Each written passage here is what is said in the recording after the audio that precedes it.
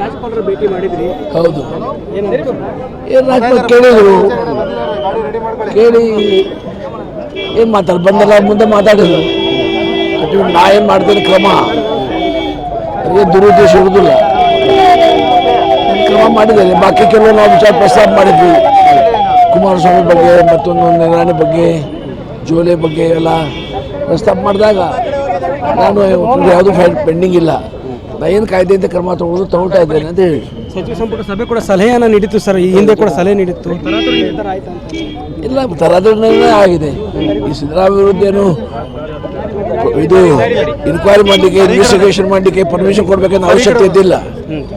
Sir ಮುಂದಿನ ಹೋರಾಟ ಹೇಗಿರುತ್ತೆ ಇವಾಗ? ನೋಡೋದು ಮುಂದಿನ ಕ್ರಮ ಪಕ್ಷದಿಂದ ಆಗಬೇಕಲ್ಲ. ರಾಷ್ಟ್ರಪತಿಗಳಿಗೆ ಅಂತ ಏನು ವಿಚಾರ ಇಲ್ಲಿ ಸದ್ಯಕ್ಕೆ ಇಲ್ಲ. ಇದಿಷ್ಟು ಆರ್ ದೇಶಪಾಂಡೆ ಅವರು ಮಾತಾಡ್ತಾರೆ. ಗ್ಯಾರಂಟಿ ನ್ಯೂಸ್, ಸುದ್ದಿ ಖಚಿತ, ನ್ಯಾಯ ನಿಶ್ಚಿತ.